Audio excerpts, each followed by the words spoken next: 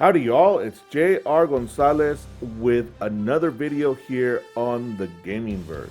As many of you know, Madden 22 trial version dropped on August 12th, and only those who pre-ordered or subscribed to EA Play were able to download and play the trial version.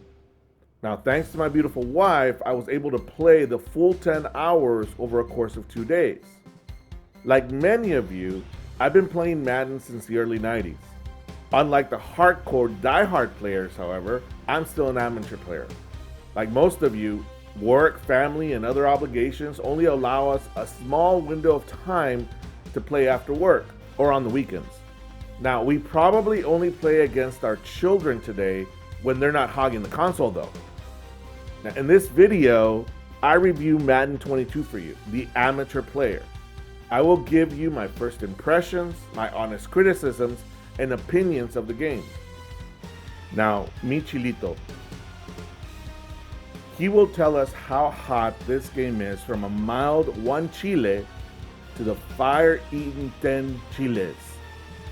Chilito will rate the game in 5 categories: gameplay, graphics, features, story, and then he will rate the game overall with our patent-pending chili pepper rating system.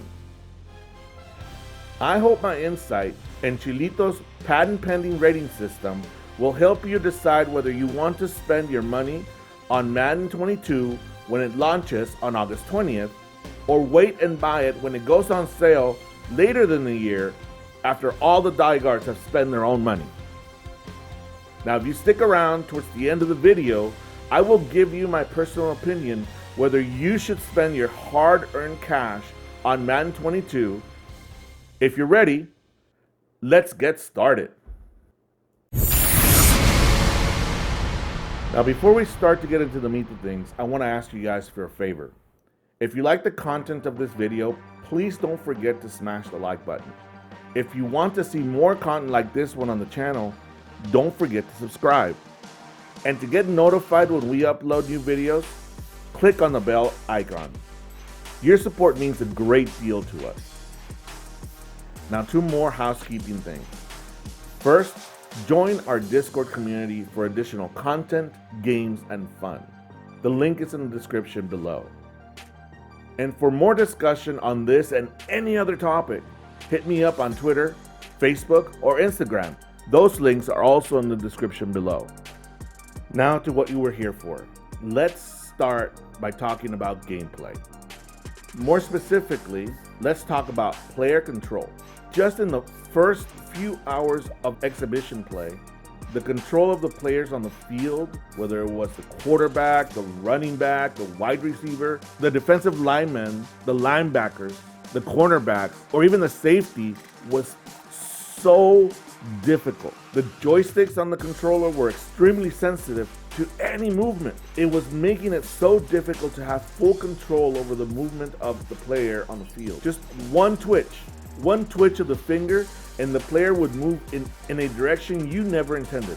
It was especially apparent when you switched defensive players when you were pursuing the ball. On more than one occasion on the defensive side, I found myself out of position in a pursuit because when I pressed B to switch and failed to release the directional joystick, my new player would fly off in the direction my joystick was pointing. This movement would place my new player out of position when he was on pursuit or make the player miss the tackle altogether. It became so freaking frustrating to change players, to pursue, and remembering to release the damn joystick with any precision. Even I was not able to simultaneously release the joystick and press B, and 9 times out of 10, the animation for the new player had already triggered, taking my player out of position to make any play. On the offensive side, hurdling, juking, dead leg were all useless with the joystick. Before you can even perform the desired move, the player was already changing direction or accelerating. The only move I could control with the joystick and worked about 80% of the time was the truck move, because both joysticks were moving in the same direction, up.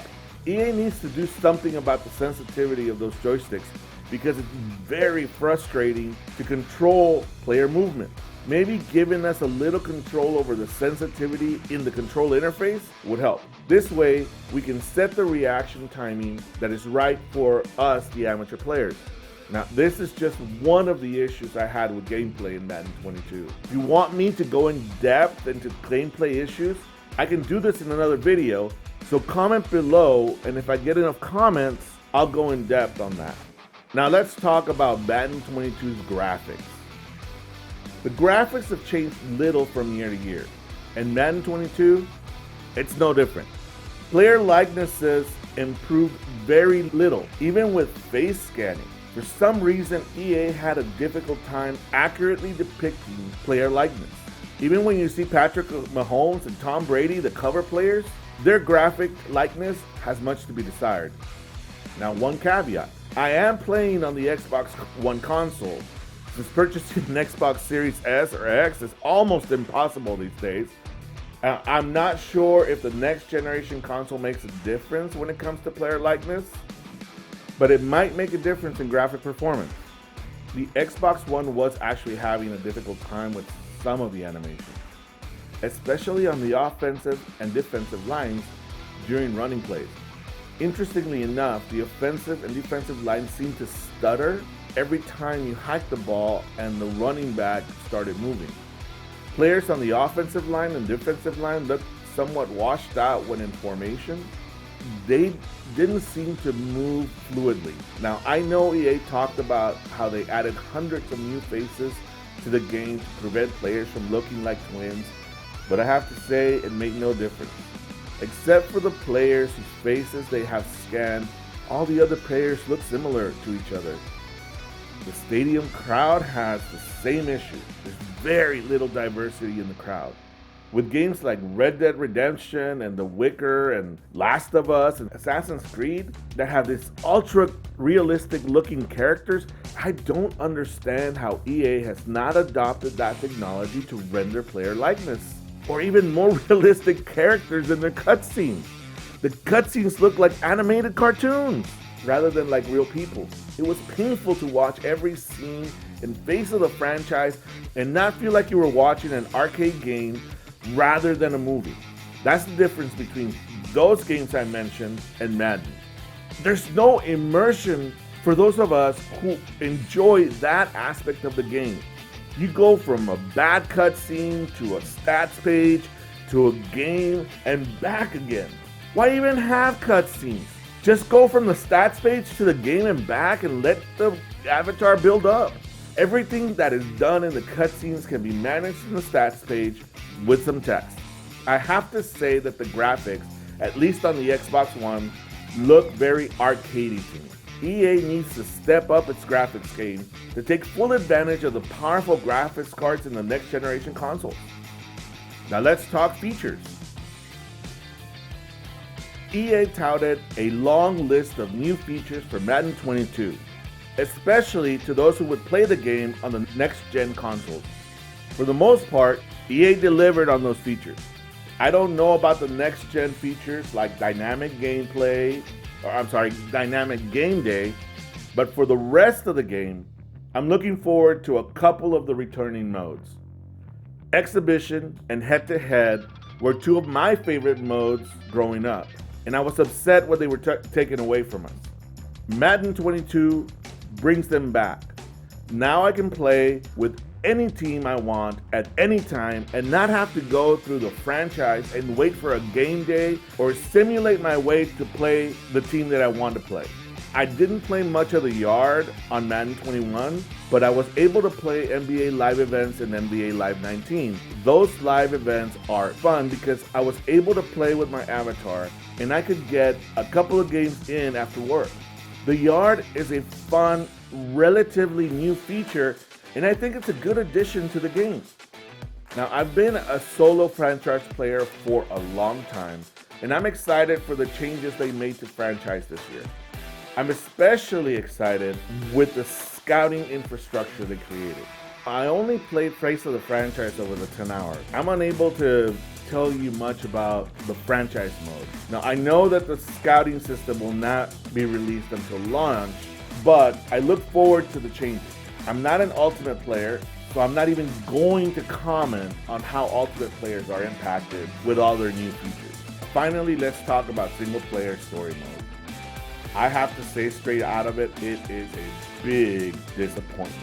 Over those 10 hours, except for the one exhibition game I played through most of Face of the franchise. It's how I've always played Madden. I start with the story mode or the single player mode. I work to finish the campaign and take my avatar to the Super Bowl. That is always my goal. That's always what I do.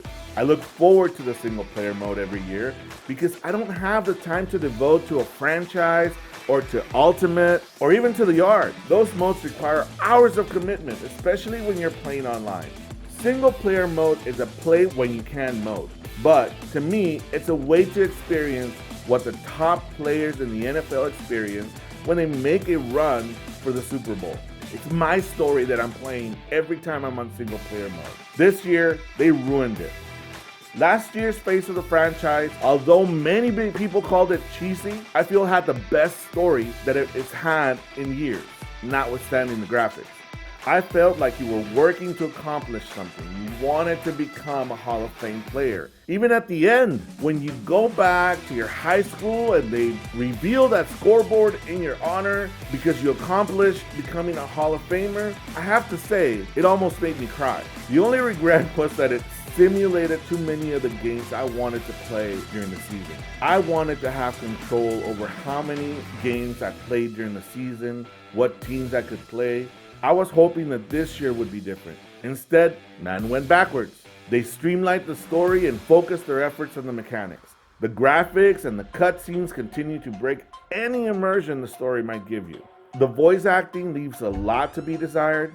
Many of the cutscenes are repetitious and forced when you click on the stat page.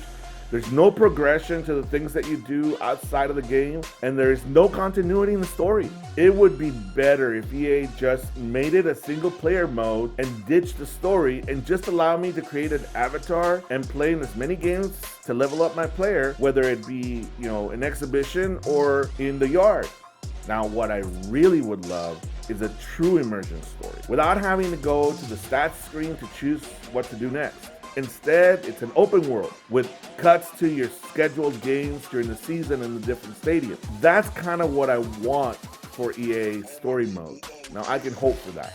So Face of the franchise leaves a lot to be desired. I play it because it's the single player mode, and at least I'm progressing in some way through a season. But it's a disappointment this year. Now, after all that ranting and raving, let's bring back Chilito so that he can expertly rank Madden 22 for you guys. Chilito is our expert here at the Gamingverse. Chilito, how do you rank Madden 22? Hey JR, I rank Madden 22 in gameplay 5 chiles. In graphics, I give it 7 chiles. In features, 9 chiles. And in story, I give it 5 chiles. Overall, JR, I rank Madden 22 as 7 chiles. It's not too hot, but not too mild. More like a medium chile, maybe a jalapeno or serrano chile. Thanks for your expertise, Chilito. You heard it here, folks. Chilito ranks Madden 22 as 7 chiles. Not too hot, but not too mild. For us amateur players, I have to agree with Chilito. Madden 22 is nothing to write home about, but it's still enjoyable to play when we have the time. And now, for what you guys have been waiting for. Do I recommend you buy Madden 22? Now, as an amateur player who is only going to play Madden when I have the time, I have to say you should wait to buy it when it goes on sale in a couple of months after all the diehards buy it. You're going to get the same enjoyment out of it later and probably a much more stable game because by then there should be several patches released. So my recommendation for now, I would advise that all you amateur Madden players out there, unless you're playing in a franchise league with your friends or whatever, you should wait till the game goes on sale before you buy it. It's not worth buying it at launch with all these current issues. Guys, I hope you enjoyed the video. Now, if you found some value in it, please smash the like button. It helps us with the algorithm. If you want to see more content like this, please hit the subscribe button. And if you want to get notified when we upload new videos, click on the bell icon. From me, Chilito, and all of us here at the Gaming Verse, thanks for watching. Adios.